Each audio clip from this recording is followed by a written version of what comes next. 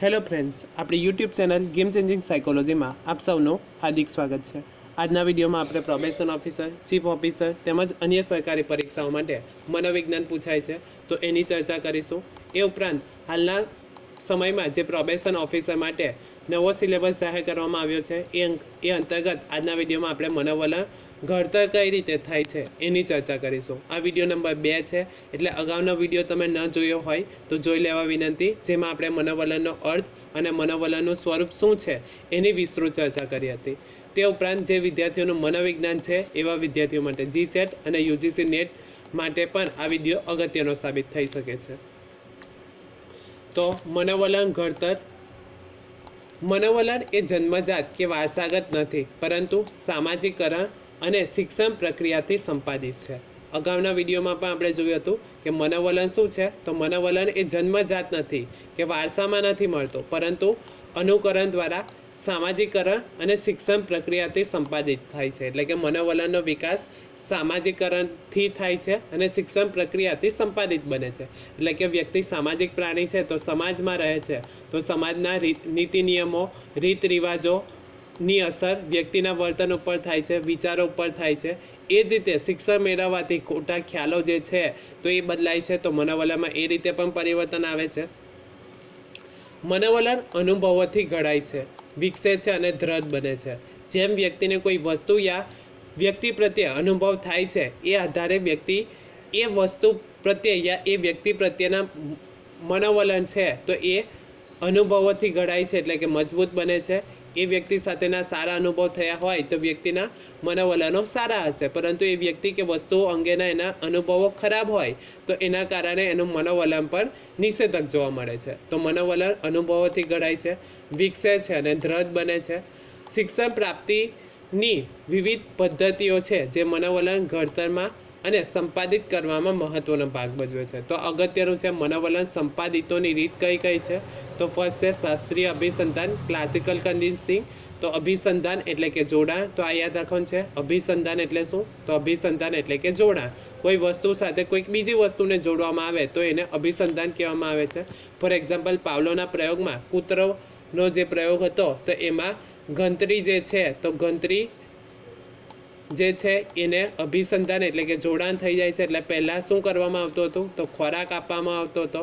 હવે ખોરાક આપવામાં આવે છે, એની સાથે તરત જ ઘંટડી વગાડવામાં આવે છે, અને કૂતરો જે છે તો એ અભિસંધાન કરી લે છે કે જ્યારે ખોરાક વાગે છે ત્યારે ખોરાક મળે છે ત્યારે ઘંટડી વાગે છે, તો ઘંટડી વાગવાની ક્રિયા સાથે પણ અભિસંધાન જોડાણ થઈ જાય છે। એટલે કે જ્યારે પછી ઘંટડી વાગે છે એટલે એને ખોરાક મળે છે, તો એ કહેવા માંગે છે કે અભિસંધાન એટલે કે જોડાણ, ઘંટડી અને ખોરાક સાથે અભિસંધાન થઈ જાય છે। એના કારણે પછી કૂતરામાં જોવા મળે છે કે જ્યારે ઘંટડી વાગે છે તો તરત લાળ ઝરવા લાગે છે। તો શાસ્ત્રીય અભિસંધાનમાં મૂળભૂત સાહજિક ઉદ્દીપક પ્રતિક્રિયા જોડાણ સાથે તટસ્થ ઉદ્દીપકનું જોડાણ કરવામાં આવે છે।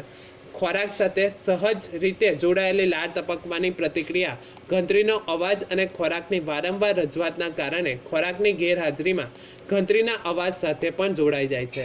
એટલે કે પહેલાં શું કરવામાં આવે છે, તો ખોરાક આપવામાં આવે એ સાહજિક છે કે ખોરાકને જોઈને કૂતરામાં લાળ ઝરર થાય છે, તો લાળ ઝરે છે તો ખોરાકની સાથે લાળ ઝરે છે। હવે જ્યારે ખોરાક આપવામાં આવે છે ત્યારે ઘંટડી વગાડવામાં આવે છે, તો કૂતરા દ્વારા ઘંટડીના અવાજ પ્રત્યે પણ પ્રતિક્રિયા આપવામાં આવે છે, તો એને શું કહેવામાં આવે છે, તો અભિસંધાન અથવા તો જોડાણ કહેવામાં આવે છે।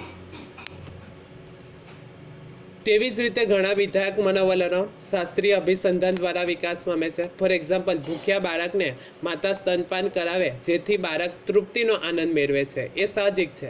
આ અનેક અનુભવોથી બાળક માતાને જોતા જ આનંદ અનુભવે છે। સ્તનપાનની ગેરહાજરીમાં માતાની હાજરી જ બાળકમાં આનંદ ઉપજાવે છે અને માતા પ્રત્યે બાળકમાં વિધાયક વલણ વિકસે છે। એ જ રીતે કૂતરું અને એનો માલિક હોય તો માલિક દ્વારા એને ખોરાક ખવડાવવામાં આવે છે, તો માલિકની હાજરીમાં કૂતરામાં આનંદ અનુભવે છે, તો એને પણ અભિસંધાન અથવા તો જોડાણ કહેવામાં આવે છે।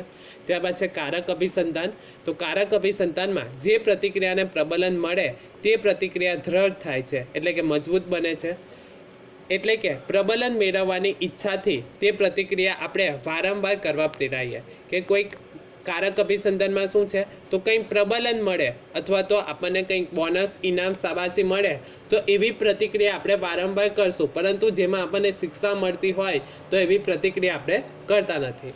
આપણા ઘણા બધા સામાજિક વર્તનને માતા પિતા, શિક્ષકો, મિત્રો દ્વારા પુરસ્કૃત કરવામાં આવે, સ્વીકૃતિ આપવામાં આવે કે એને વખાણવામાં આવે તો તેવા વર્તન પ્રત્યે આપણામાં વિધાયક વલણ જોવા મળે છે. ફોર એક્ઝામ્પલ, કંઈક સારું કામ કરવામાં આવે તો માતા પિતા દ્વારા ગુડ કહેવામાં આવે છે, તો બાળક એ વધુ સારું ફરી પ્રયત્ન કરશે તો વધુ સારી રીતે ફરીથી કાર્ય કરવા પ્રેરાશે. તેનાથી વિરુદ્ધ આપણા જે વર્તનને નિષેધક પ્રબલન, શિક્ષા કે સજા આપવામાં આવે તો તેવા વર્તન પ્રત્યે નિષેધક વલણ વિકાસ પામે છે. ફોર એક્ઝામ્પલ, કોઈ વ્યક્તિ દ્વારા આપણે કંઈક કામ કરાવવું હોય, ફોર એક્ઝામ્પલ મારો દીકરો બહુ ડાયો છે, તે મમ્મીનું બધું જ કામ કરશે, તો બાળકને કોઈ પણ કામ ચીંધવામાં આવે તો એ બાળક એ કામ કરી લેશે, એના કારણે કામ કરવાનું વલણ વિકાસ પામે. તેવી જ રીતે સાવ આળસુ છે, કંઈ કામ કરતો નથી, આવા વિધાનો બાળકમાં નિષેધક વલણ જન્માવે છે અને તેના વલણો કામ ન કરવા પ્રેરે છે અથવા તેવા કામ પ્રત્યે નકારાત્મક વલણ વિકસે છે. તો કારક અભિસંધાનમાં જે કાર્ય કરવામાંથી બાળક યા વ્યક્તિને પ્રોત્સાહન, પુરસ્કાર મળતો હોય, પ્રબલન મળતું હોય તો એવું કામ વ્યક્તિ કરશે, પરંતુ એવું કાર્ય કે જેમાં એને શિક્ષા થતી હોય યા એને પ્રોત્સાહન નથી મળતું, પ્રબલન નથી મળતું, તો એવા કામો વ્યક્તિ કરતી નથી. તો કારક અભિસંધાનમાં એટલું યાદ રાખવાનું છે, પ્રબલન મળશે તો એ કાર્ય વધુ દ્રઢ થશે અને પ્રબલન ન મળે તો એ કાર્ય નકારાત્મક વલણ વ્યક્તિમાં જોવા મળે છે. ત્યારબાદ છે નિરીક્ષણાત્મક શિક્ષણ, ઓબ્ઝર્વેશન લર્નિંગ. તો નિરીક્ષણ અનુકરણનો પાયો છે. અનુકરણ નિરીક્ષણ વગર શક્ય નથી. બાળક કંઈ પણ વર્તન કરે છે તો એ અનુકરણ દ્વારા કરે છે, તો નિરીક્ષણ અનુકરણનો પાયો છે. અનુકરણ નિરીક્ષણ વગર શક્ય નથી, એટલે કે તમારે અનુકરણ કંઈક વ્યક્તિ યા વસ્તુનું કરવું છે તો સૌપ્રથમ તમારે નિરીક્ષણ કરવું પડશે. નિરીક્ષણ નહીં કરો તો અનુકરણ શક્ય નથી. બાળકો, ભાઈ ભાડું, માતા પિતા, સમવયસ્કો અને આજુબાજુના લોકોના વર્તનનું જેટલું ઝીણવટપૂર્વક નિરીક્ષણ કરે છે તેટલું સારી રીતે અનુકરણ કરી શકે છે.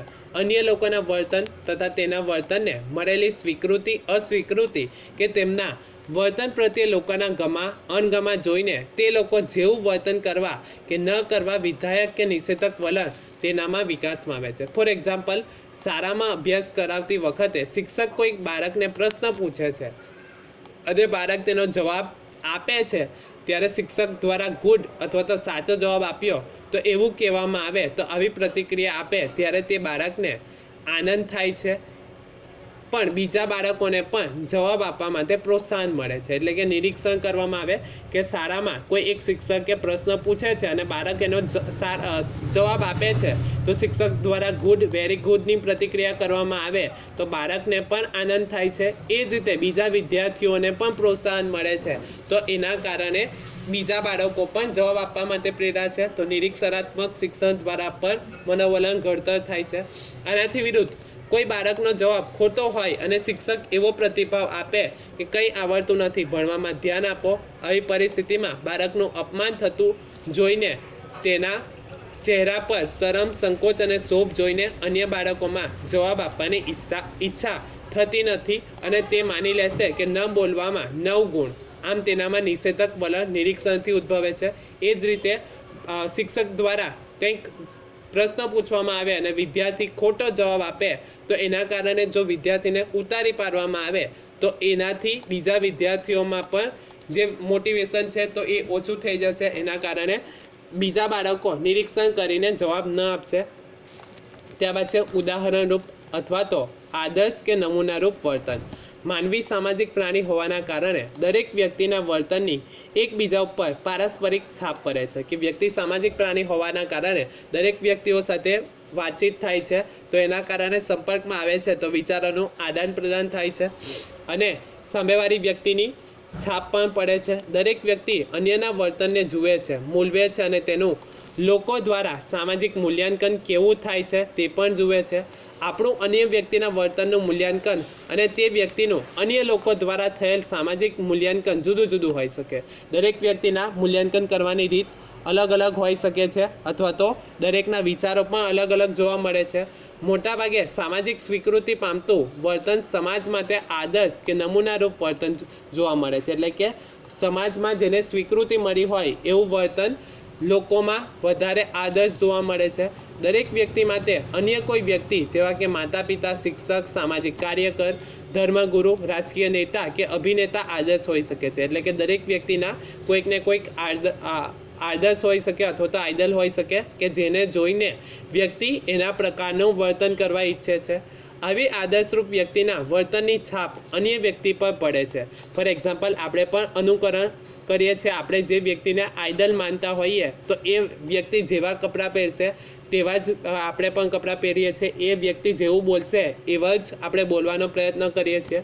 મોટાભાગે તેને અનુસરવા કે પોતાના જીવનમાં તેની જીવનશૈલી અપનાવવાનું વલણ ધીમે ધીમે તેવરૂપ બનતું જાય છે. ફોર એક્ઝામ્પલ, ગાંધીજીના વર્તન, વાણી, વ્યવહારમાં જોવા મળતી સાદગી, સત્યપરાયણતા, નિષ્ઠા, પ્રાર્થના જેવી બાબતો પ્રત્યે પણ તેમના અનુયાયી કે આશ્રમવાસીઓમાં વિધાયક વલણો વિકાસ પામ્યા. ગાંધીજીની જેમ જયપ્રકાશ નારાયણ, સ્વામી વિવેકાનંદ, ડૉક્ટર અબ્દુલ કલામ, અમિતાભ બચ્ચન, ડૉક્ટર આંબેડકર, ઇન્દિરા ગાંધી કે કલ્પના ચાવલા જેવી અનેક વ્યક્તિઓના જીવન લોકોના માટે આદર્શ નમૂનારૂપ બને છે, જેનાથી જીવન પ્રત્યેની તેમની આગવી સૂઝ વિકસે છે, જે તેમના વિચાર, વર્તન અને વ્યવહારોને ચોક્કસ દિશા આપે છે. તો ઉદાહરણ દ્વારા અથવા તો આદર્શ કે નમૂનારૂપ વર્તન, જેને આપણે આઈડલ અથવા તો આદર્શ માનતા હોઈએ, તો એવી વ્યક્તિ જેવા પ્રકારનું વર્તન કરશે એવા પ્રકારનું વર્તન આપણે કરીએ છીએ. એના કારણે આપણા વલણો પણ વિકાસ પામે છે. આશા રાખું છું કે તમને આ વિડીયોમાં સમજ પડી ગઈ હશે. અને જો તમને આ વિડીયો પસંદ પડ્યો હોય તો વધુમાં વધુ લાઇક કરો, શેર કરો અને અમારી ચેનલને સબસ્ક્રાઈબ કરો. Thank you.